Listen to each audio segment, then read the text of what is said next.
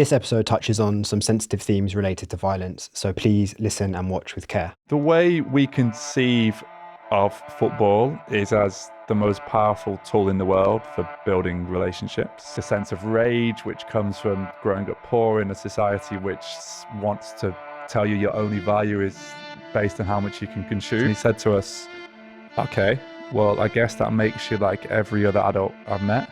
You turn up in my life, you make a bunch of promises, and then you leave.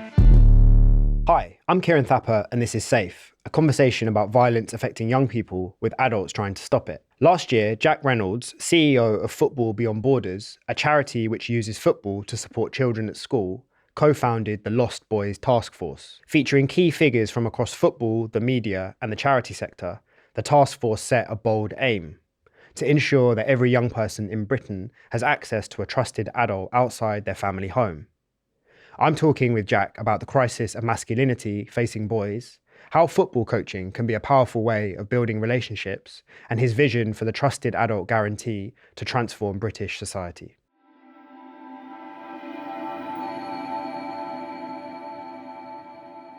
Jack, welcome to Safe. Thank you. Lovely to be here. How did you keep safe when you were a child? I kept safe, or at least felt safe in a few different ways, and I think there are distinctions. Firstly, I think I got a lot of love from my mum and dad growing up. I think it's just good fundamentals for, as I get older, I understand more and more about attachment theory, that gave me a real sense of feeling like the world was safe. So I think that's the first thing. Second thing for me was I played football, and I was always one of the best footballers at school, one of the best footballers playing out and about with my mates. And that always gave me a tremendous sense of feeling really safe in the moment. But in the way the world works, people also kind of rated me for being good at football. And so people wouldn't really mess with me in the same way. And I'd say the third way I really started to feel safe as I got into my teenage years was I got really into skateboarding and really into punk music. And I just had these worlds that I felt a sense of belonging in. And I had a group of friends around that. And so when I look back to the reasons why I felt safe, more often than not, it was because I felt really safe in the relationships that I had. I didn't often feel alone as a teenager.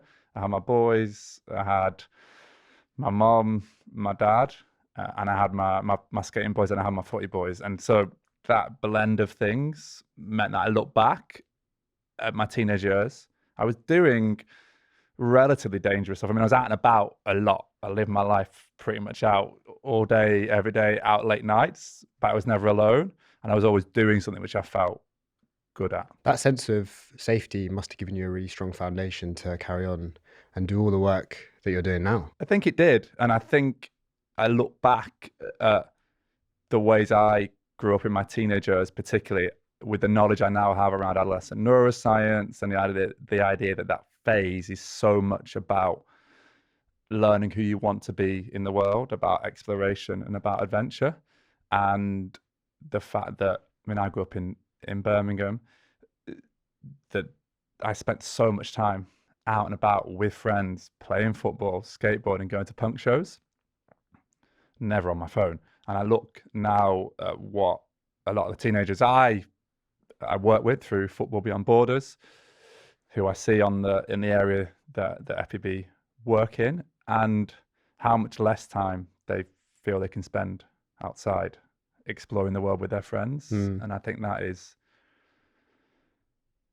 a really, really sad thing in terms of what that might mean for the opportunities to fully develop that our teenagers are faced with today. You also referenced FBB, the acronym, which we're going to probably say a lot of times in this conversation, Football Beyond Borders. So we might as well get into that straight away. So at the beginning of my book, Cut Short, there's a scene where a young man, one of the main characters, is hanging out on his housing estate in South London in Brixton. And a group of masked other young men ride up on a moped and fire a gun at him and his friends. And they scatter and run away. And one of the bullets hits a brick wall next to him. It's a true story. He then ran into Angeltown Housing Estate, from Loughborough Estate, which is obviously two neighbouring estates where a lot of your work is based. And he ends up kind of catching his breath, bent over, panting, having run for his life, and stopping in the football cage in Angeltown. And it strikes me now, I didn't actually know that the reason that that football pitch exists is because, or partially because, of Football Beyond Borders.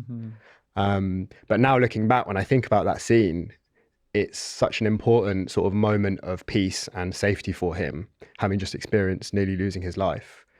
I think it's a real symbol of the presence that you've built in that community. Can you just talk to me how Football Beyond Borders begun? Because I think that was just even discovering that football pitch was sort of the origin story of it was really powerful for me. Yes, thanks for sharing. And I hadn't made that connection either, although I've read your book. I'm going to talk about FPB. I think I just want to give a little bit of a disclaimer about FPB and Angeltown, which is that I think we have had a big impact in some ways. And I think Colleen Furman's lens on contextual safeguarding and adults in the community who are fundamentally looking out for the best interests of children and young people has been a part of that. But I'm always explicit about FPB that we are an educational organisation who work in schools rather than a community-based organisation. Yep. And so even though we are based in Angeltown, I'm always really careful about making significant claims about the impact FPB have had in Angeltown. I think it's just important to say, because there are people who on that estate who are doing youth work day in, day out, really focused at a hyper-local level in the way that FPB aren't. And so it feels an important thing to say right from the start. Sure. In terms of FPB and how we got to this point, I started it with a very good friend of mine, Jasper Kane, in my early 20s. I grew up in Birmingham. As I said, I played for the same football team from age 8 to 16. Those boys were so committed to football, so hardworking, so focused, and so determined to become a professional footballer. We got to 16 and two things happened. One is that all of us basically got released from the clubs that we were at. Which happens all over the country every year, right? Exactly that. We know it structurally. There's only so many people who are going to make it, but you need to have full age groups to get your teams together. So there is almost a kind of baked in 70%, 80% failure rate in that world. And secondly, I was the only one in that group who really did well in their GCSEs, and a lot of them failed their GCSEs. So suddenly we got to 16 and all this passion and hard work in football had led nowhere.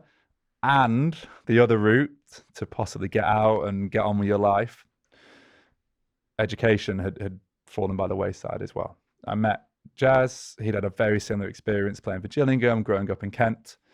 And we then said, there must be something more we can do to try and link together this passion, this energy, this focus that football brings for a lot of working class boys, to translate that across to better outcomes at school. That was the initial vision. We started with one school in Croydon, Archbishop Lanfranc Academy, back in 2014.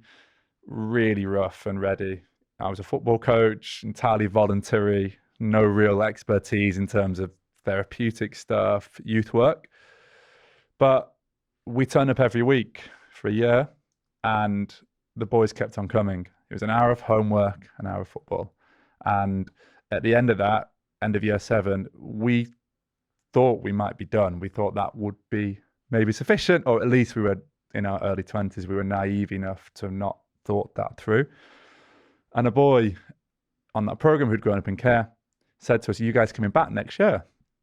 Last session, you coming back next year for year 8? And we said to him, we're not sure. We don't know. There's no funding for this. We did it because we thought it might make a difference. And we need to work out what's going to happen next. It's an honest conversation, but probably, again, I look back now, not good from a trauma-informed lens. He'd grown up in care. He'd had really difficult experiences with adults. And he said to us, okay, well, I guess that makes you like every other adult I've met. You turn up in my life, you make a bunch of promises, and then you leave. You're snakes, just like everyone else I've known. So at that point, we had a choice. Do we really go for this? The hard yards of trying to get something started in the kind of austerity youth work age? Or do we walk away? And we said, let's do it, but we're going to commit to this. And committing to it means it has to make a difference to the kind of boys, like this boy here, who's been sharing how difficult his experiences have been. And that meant that we said, cool, it's going to have to be long term. A year hasn't been enough. Secondly, it's got to be built around young people's passions. These boys are coming every week because they love football, and it's the one space in school where they feel valued and they feel like they can add value. And thirdly, it's got to be focused on those young people who really need this work. And those kind of three principles, long term, built around young people's passions, focused on those who most need it, are baked into our model. And so today, 10 years on, 11 years on, we're working with 3,500 young people at schools in London, the Northwest and the West Midlands. But the principles have not shifted at all. If anything, we've doubled down on them. So it's a 4-year program. It starts in year 8, and it is explicitly focused on the young people who are most at risk of exclusion. Congratulations, firstly, for keeping it going.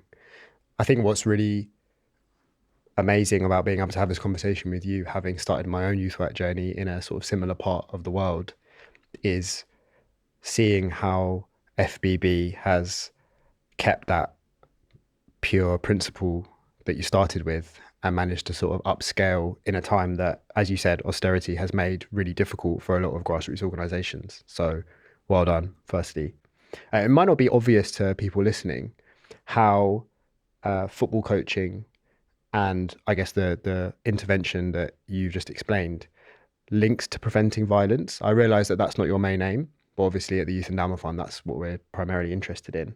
Can you just talk me through how the two are linked and sort of how you approach that over those initial years? Our explicit focus is on preventing school exclusions, but we know the link both between being excluded from school and the increased risk of becoming involved in youth violence, and also that the sorts of young people who are often at risk of exclusion are also the sorts of young people who are at risk of being involved with youth violence. So there is definitely a significant overlap between those two things. The way we conceive of football is as the most powerful tool in the world for building relationships. That's the starting point. Mm-hmm. And we believe that what young people fundamentally need is to have someone who cares about them and to have a space in the world that they belong in. And so for us, we are seeing the links between young people being excluded, young people who end up involved with youth violence, as many things. I don't want to oversimplify this, but if we had to say what our lens is, we are seeing that through the lens of relational poverty. So how can we give young people a space where they really feel like they belong? How can we give young people a sense of friendships, which are really reinforcing the value in that young person? And how can we provide them with an adult? We use the phrase trusted adult, who is there for them, who they can speak to when they're struggling, and who can in many ways be a role model for them at that particular adolescent phase when you are working out who is it you want to be outside the family home. While there is much more to it than that, I've also, having done this for 12 years, done a degree myself in therapeutic wellbeing practice, read extensively around all the theoretical principles of FEB, sat acutely with awareness of just how much this is linked to socioeconomic stuff, overcrowded housing, the sense of rage which comes from growing up poor in a society which wants to tell you your only value is based on how much you can consume. All those things exist within FBB. But we've also come to have the confidence to speak with real simplicity around what it is that really matters to young people.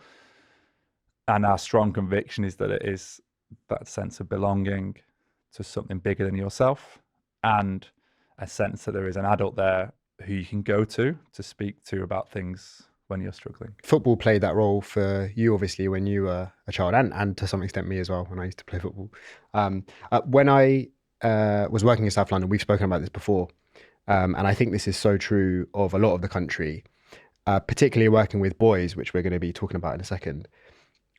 Often I found that the boys that were worst behaved, or those who were on the cusp of exclusion, who you would try and pick out and target and make sure you're giving the most attention to try and include them. Often the medium of trying to connect with them culturally was either that you did football, or you could speak about football, and they played football and they respected you because of that, or music, and rap music in particular. So I think that role that you're describing of a trusted adult and that set of relationships, that sense of belonging that you just explained, I kind of see the football pitch and the music studio as super analogous there. I think the way that young people can express themselves, develop those relationships with an adult outside of the family home in a safe space where they get to be given a sense of worth and self-worth. Yeah, it was always music that was the lens that I took. And I think it's just interesting to reflect that. Definitely. And that's why we talk about young people's passions, first of all. And we have an assumption for a lot of those young people, one of those passions may be football, but I would say music definitely comes in a close second. And of course, increasingly, there are big overlaps between football culture and music culture as well. But that was also my experience growing up, right? It was my closest friendships today were ones which were built around punk music, playing in bands, that sense of transcendence ultimately, which comes from being in a venue, from moving in time to others. So absolutely music is a part of it.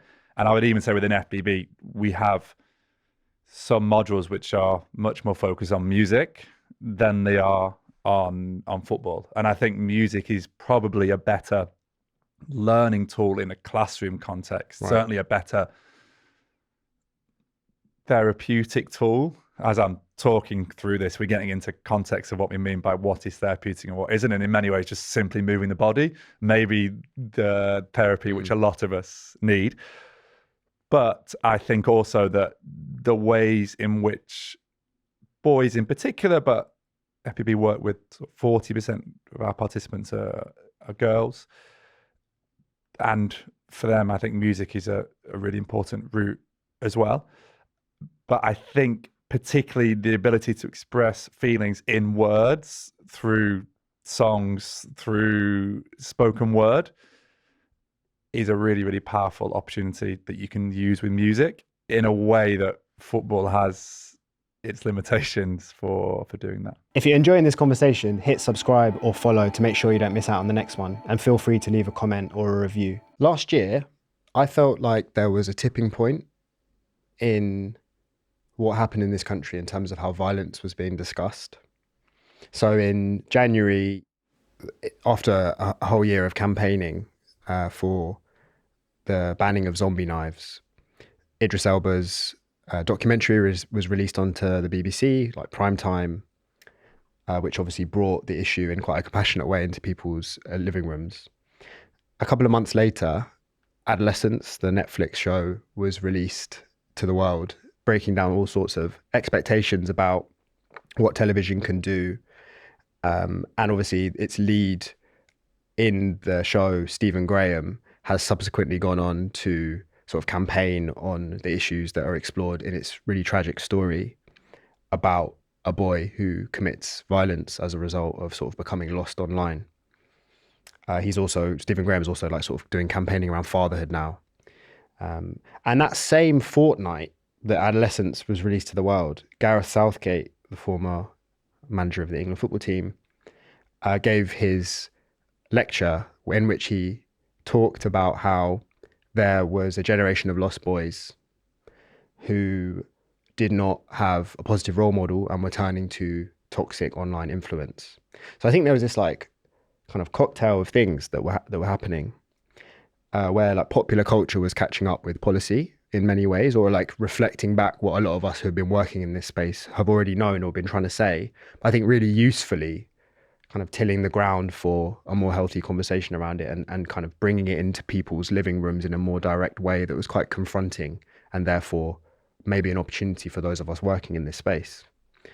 You took that opportunity to do something about it. So what happened next? Yeah, as you say, people who've been working in youth work, education charities for a long time, and particularly I think with a focus on exclusions and youth violence, have not missed the fact that disproportionately the people involved in those tragic situations are working class boys. And so it's a thing that we have worried about and talked about for a while. And we've also had this view increasingly that while what FBB do is complex in many ways, there is also a real simplicity to it, which is what we discussed there around this idea of a trusted adult relationship. And that beyond anything else, we see our mission at Football Beyond Borders is increasing the number and the quality of relationships which young people have. So suddenly everyone was talking about it, and particularly the people who were talking about it because of it being Gareth Southgate's Dimbleby lecture were people in football and people in education, because it's the world in which they've moved anyway. Football Beyond Borders is unusually positioned in that we have football in our name. We work with a set of footballers. Our chair is the chief executive of Brighton and Hove Albion Football Club. We are relatively well embedded within football. But ultimately, everything we do is in schools and is in service of the outcomes that schools are measured against: school exclusion, school attendance, GCSEs. And so suddenly there was a moment where the zeitgeist was interested in what we were focused on. But also there was a danger that that focus was going to go away from what we thought would genuinely make a difference to the lives of working class boys, which was trusted adults, a sense of belonging. And it was turning very much to a particular focus on the online world, and a focus on fatherlessness as the kind of worst possible thing that can happen to a working class boy. And some of the stats used in that space were also, even for me, slightly problematic. I think technically I would fall under the fatherlessness banner. My parents separated when I was 11, so I wasn't cohabiting with my dad at the snapshot moment. But, he took me to football every week. We'd spend 2 or 3 nights, at his house. My idea of being fatherless just didn't fit with my reality of my experience at that time. So there was a little bit of that going on as well, that the debate wasn't quite right. Anyway, my colleague, particularly Salon, my deputy chief executive, realized there was a moment to try and move the conversation towards this idea of trusted adults. So we put together a Lost Boys task force. Again, because of having Paul Barber as our chair, he has a high profile in football. He's really well respected in football. We knew that getting him on board as the chair would move things forward. We had a pre-existing relationship with Alistair Campbell, and he was keen to get involved. And we had a strong relationship with Mark Bunningham, who's the chief executive of the Football Association. We knew that if you had those 3 on board, this would immediately take on a level of momentum and significance to try and change things. And so in May, we had our first meeting of the task force, a set of male leaders from across education, policy, and football, with the power and influence to genuinely change things for boys and young men in this country. And we worked together to come up with a policy proposal, which was the Trusted Adult Guarantee. That was developed by the team at FBB, but also a set of people on the Lost Boys Task Force, including a couple of people from the YEF. Probably feels important to say that on this podcast. And we launched it in July. Trusted Adult Guarantee, backed by the Lost Boys Task Force. And off the back of that, it has built an awful lot of momentum. The Premier League are now explicitly backing it. The FA are backing it. The EFL are backing it. A set of multi-academy trusts are backing it. A lot of youth work organisations are backing it. And increasingly, it feels like the government are talking about the importance of trusted adults, particularly aligned with the National Youth Strategy. And even Ofsted, for example, are talking more and more about the number and the quality of relationships which young people have as a key indicator of success of a school. Now, with any change you make, we've been a part of that conversation, but it's also been popular because we tapped into a wider mood within those who work with young people that things had to shift. And that one of the fundamental things that had to shift is the extent to which we focus on the quality of relationships which young people have as a crucial indicator of their current and long-term thriving. Again, well done for pulling that together. It's again why I wanted to have this conversation with you, because I think the work that the Lost Boys Task Force is doing right now to shift the dial in tapping into both policy and conversation happening, it just in general life in Britain right now. I think that there's a sort of, as you said, a zeitgeist conversation taking place where people just get it. And it's not that often that there's that alignment in this world. So I think the fact that you've taken that chance is really impressive. So data from the Youth Endowment Fund last year found that 18%, nearly 1 in 5 teenagers, say that they don't have a trusted adult outside of the home.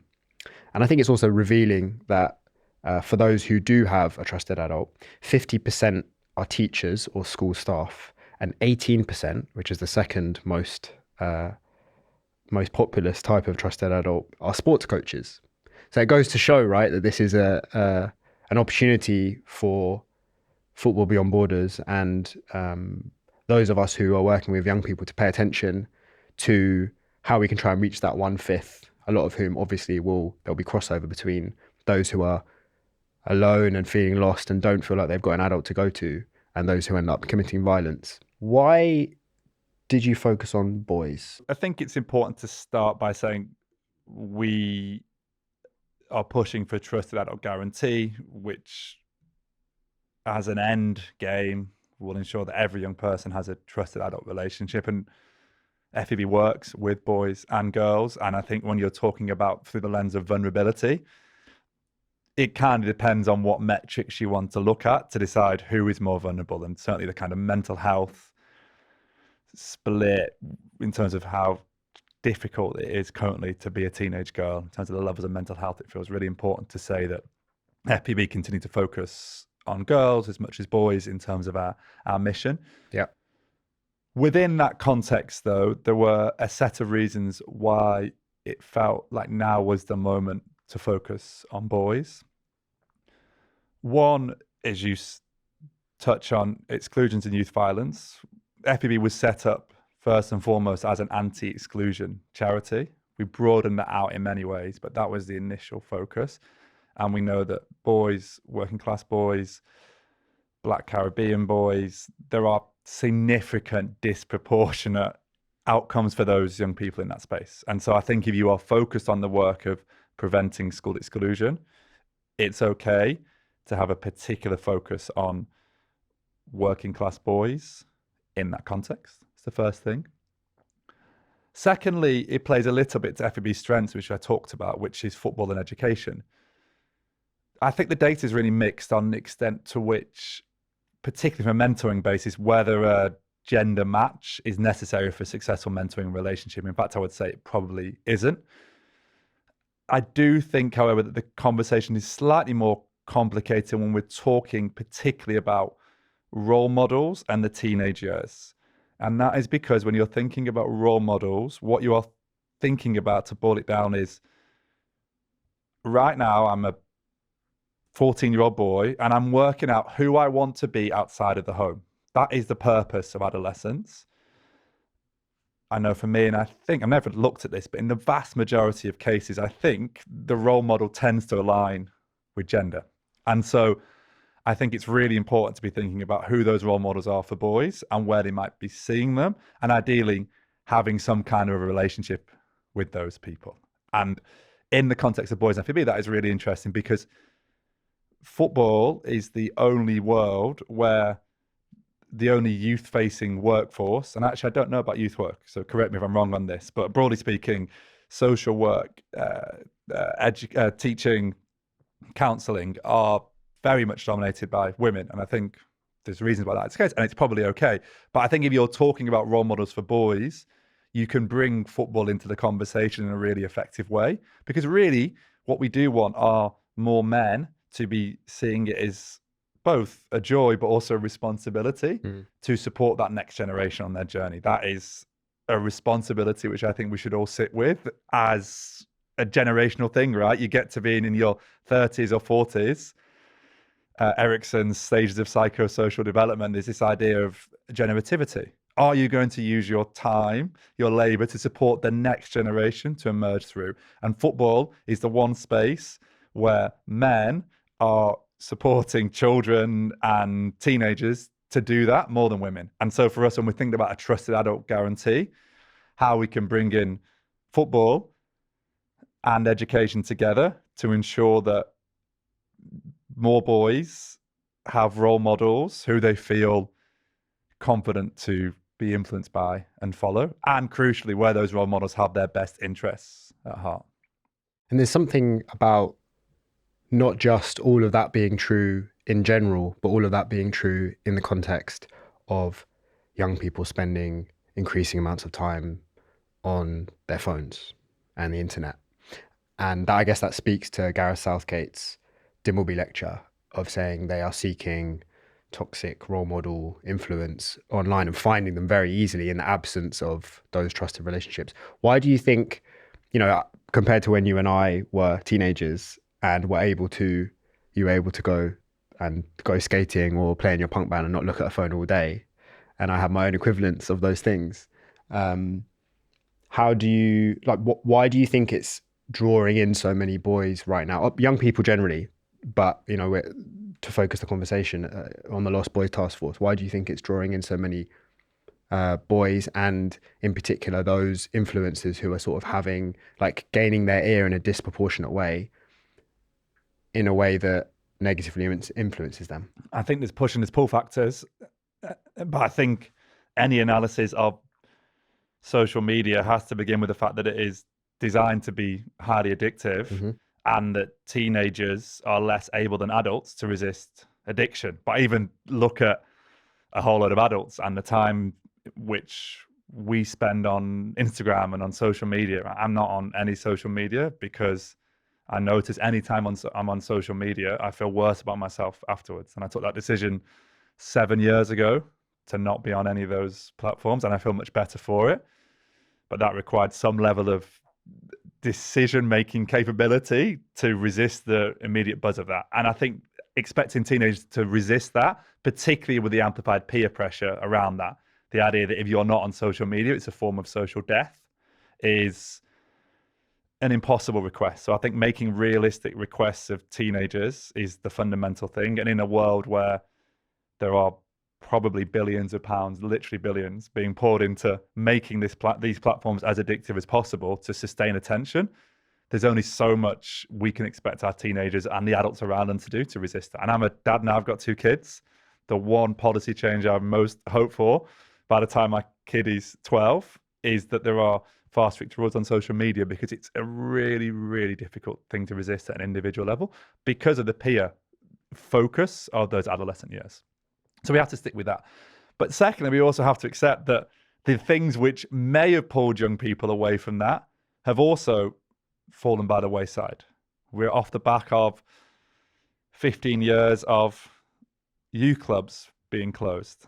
We know that. You look at the cuts to youth services and what that means for spaces where young people feel safe to be with their friends. If we break down what that actually means, there are less of those spaces now.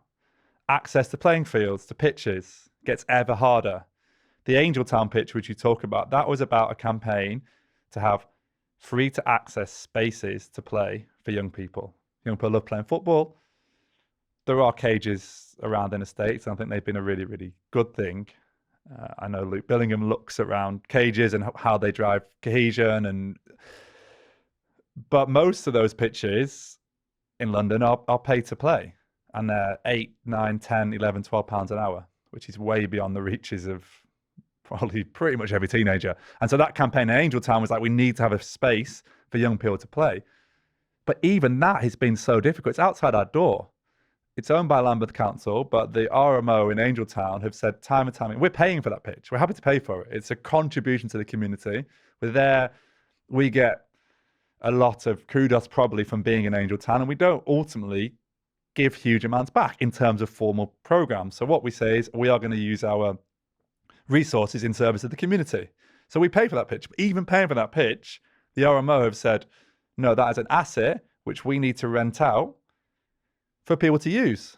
So there's now a padlock on it. You now have to book it and pay for it. And we resisted that for 7 years. But it's a really good micro example of the ways in which the pressure on resource in this world is essentially shutting off access to safe spaces to be with other young people, to basically anyone who is not in a very, very upper percentile of wealth, right? This is not, teenagers don't have a lot of money. Even if I grew up middle class, I did not have a lot of money growing up. You know, you have your £10 to whatever, go out, and it's not a space where people have loads of money. And so unless you have free to access spaces in abundance, public spaces where young people can feel safe to gather, they will go elsewhere to find their relationships. And that is essentially what happens right now.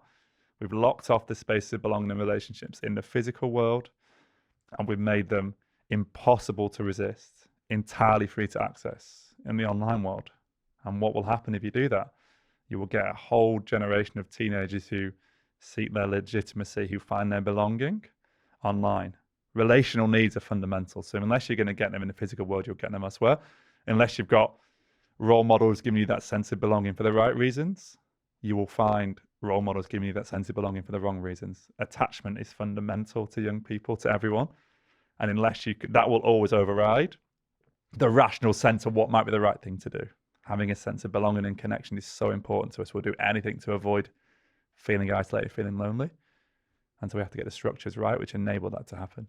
What can people like you and I and others on the task force and anyone watching this, man, woman, anyone, do to start challenging these behaviors, do you think? Because I suppose part of the learnings and the ongoing wisdom that you must be building out of mobilizing the task force is actually seeing how to make change on at scale, as well as, you know, sort of at a micro level in your programs in FBB. What do you think that people can be doing in their lives, in their families, in their relationships, in their communities? I'm going to talk about the individual, and I'm going to talk about the structural. At an individual level, we all have this wonderful ability to be in supportive relationships with other people. And so some of us are doing that as parents, some of us are doing it as uncles and aunties, some of us are doing it as football coaches, some of us are doing it as volunteer mentors. There's lots of different routes to doing it. The most important work that any adult can be doing, from my perspective, is nurturing that next generation. So if you are doing it already, that's wonderful. That is the work that you should be doing. And I know it's hard as well at times, because young people are unpredictable and they need more from you than sometimes you feel you can offer. So we have to accept that it is hard.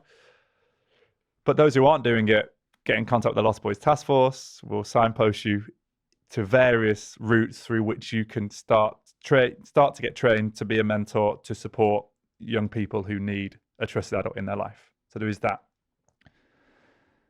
More fundamentally, though, it does feel like there is this once in a generation opportunity to shift the focus of our young person focused systems away from a programmatic lens and towards one which is more about the number and quality of relationships that young people have. I think there are genuine cracks appearing in the current system, partly because the resources not there to put more and more money into expensive programs. I think we have to accept that. There is not loads more money coming into this system, in my opinion. And partly because the challenges of the system are enormous. We look at school attendance, school exclusions, mental health. Things are in a really terrible situation, and the things we have been trying do not seem to have been improving them. So I think we have to be bold in saying there is a moment where the government are interested in shifting things, where Ofsted are interested in shifting things. We give the example, the old education inspection framework by Ofsted, 45,000 words, mentioned relationships once, talks about RSHE, but relationships in terms of the quality of relationships only once, and that was in the context of a good assessment, not an outstanding assessment for schools. The latest one, published in the start of September, mentions it 15 times. Talks much more clearly about the number and the quality of relationships that young people have as being a good indicator of how a school is doing, a key indicator of how a school is doing. That's a big progressive development. It really is. And I think you have to look at these changes in the system in black and white when they're printed as a way of saying things are shifting. And I really believe it. Even the Trusted Adult Guarantee, at first, that was all about football getting on board and youth work getting on board. Youth work is the area which is most aligned to the idea of a trusted adult. It's the area which is most explicitly about relationships. And maybe because of that, it's the area which has been most screwed over the last 15 years. That's another way to look at it. We've got to make savings. What are the things we cut back? The choice was we're going to cut back on the things which are explicitly about relationships rather than the things which are explicitly about transfers of knowledge, for example. But now, head teachers are getting on board. So we had an event with the Lost Boys Task Force in Parliament last week with Alistair Strachan MP. Fair play to him for getting on board and hosting this. With a set of school leaders, it's a Monday night. There's 50 head teachers in a room who are in that room because they're interested in their schools implementing the Trusted Adult Guarantee. It was an introduction to them. I thought most of them might turn up and say, this is too hard, let's go away. We put up the QR code, join the movement at the end of it. Pretty much everyone in that room emailed off the back of it saying, I want to find out more. I want my school to increase the number and the quality of relationships young people have. So for anyone listening, anyone who believes in relationships as the fundamental thing that young people need to grow and develop, there is a real moment now to get behind this, whether it's joining the Lost Boys Task Force, whether it's speaking to your MPs, whether it's just owning the fact that what matters to young people is the number and the quality of relationships they have. It really feels to me like now is the time to be stepping into this space. I know you've got the Trusted Adult Guarantee, so we're sort of, as a fundamental principle, I think like that makes a lot of sense. How, across 2026, how do you hope that the shift of influence plays out in conversations with government, in the sectors that we work in, etc.? So it's been really interesting to be thinking about using a programmatic lens to try and shift the system more towards relationships. And I think when you say programmatic lens, what do you mean? So to give one example, right, what we're talking about is relationships. We've been in it for a long time, right? So I talk about every young person needing a trusted adult. What the programmatic lens, what people tend to hear is, let's offer 6 months mentoring. Yeah. It's a good example. Whereas we're saying, how do we ensure there is an adult with the skills to be in your life, formally, informally, for at least 5 years?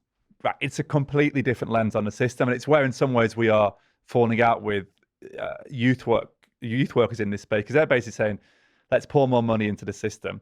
We're saying, let's start with the adults who are already in young people's lives, so you get that longevity. And I'm often amazed at how rarely, when we ask young people about who their trusted adults are, how rarely it is people who work for charities.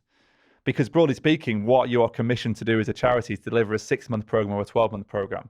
FEB is really unusual. We've done it counter-culturally. We haven't got any funding from any of the work centres precisely because of this, because we say, no, we're going to create a model which enables our practitioners to be in their life for 4 years. So that is what I'm talking about. You say basically the longevity of the relationship is the thing you're trying to optimize for, not the deliverables of a program. So that's the first thing to say. When I talk about the shift in the system, we are both talking a very simple thing, which is boom, boom, boom.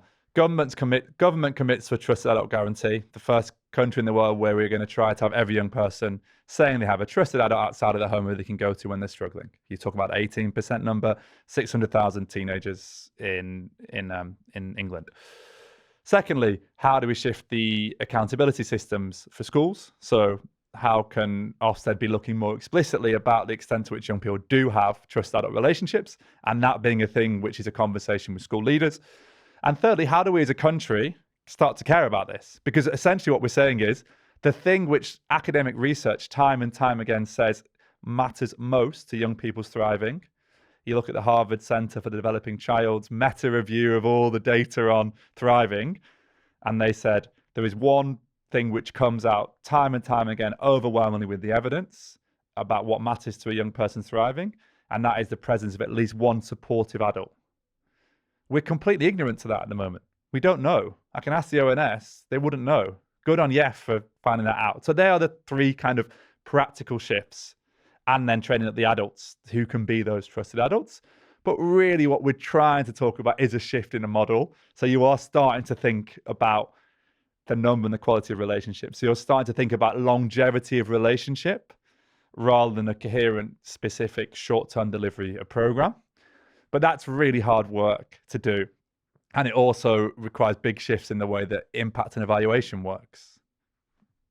What work centers, RCTs, randomized control trials, are not set up at the moment to really go big on relationships. It requires a shift in timelines for people. I've done this work for 12 years. I felt like this is my life's work. I don't care if it takes another 10 years. I'm going to be about to try and make that happen. But evaluators, the government, they have 2-year timelines. They want to do things in 6 months' time. So it's that side of things is really, really tricky. And I think all we can offer when you get into the idea of mental model shifting or paradigmatic work is building models of where this new world is emerging. And secondly, just being really, really clear and banging on about it. What matters to young people is the number and the quality of relationships they have. And currently, the systems which work with young people are not seeing the world through that lens. What about Football Beyond Borders? What's next for you? Yeah, well, it's funny because I was having a conversation about some of the stuff we're campaigning on, and it's not necessarily in our commercial interest, some of the ways we're talking about this. Right. So there is a split between the Trust Adult Guarantee, which is focus on the adults already in their lives, who already have their relationships, and upskill them. And another lens, which I think has absolute validity in it, which is those who already have the skills, your youth workers, your counsellors, put more money into the resourcing them to be with those young people, essentially.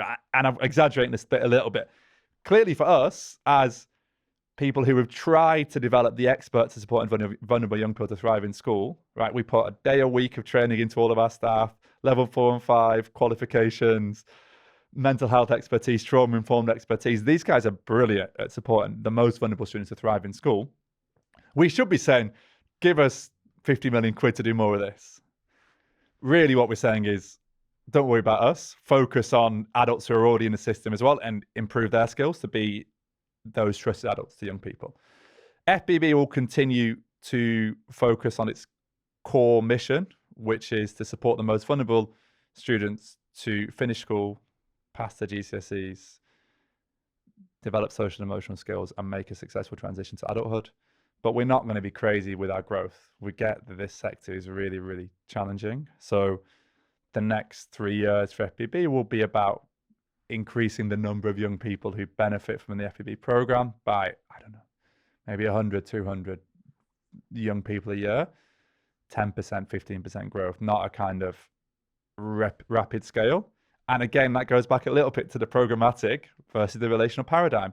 It's really hard to scale a model built on long-term relationships because it requires longevity of staff. It requires being embedded in the communities you're in.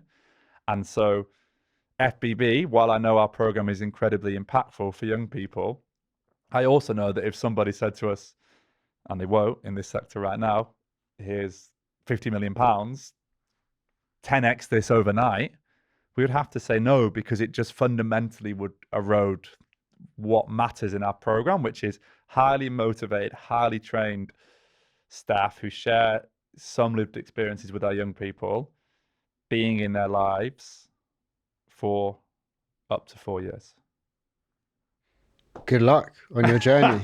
There's a lot there. I've got 2 well dones today, so I'll take that. Yeah, you got two well dones and a good luck. Yeah, exactly. And many other, honestly, many other praises for the work. I think this is a really complicated issue to fix, and it's going to take a sort of blend of us working in these spaces and different approaches that you've really, really usefully mapped out in this conversation. So I think thank you so much for the conversation and thank you so much for doing the work. Well done. I'm here as well. Lost Boys Task Force. Let's go. If you'd like to find out more about how to keep young people safe from violence, hit the link in the description.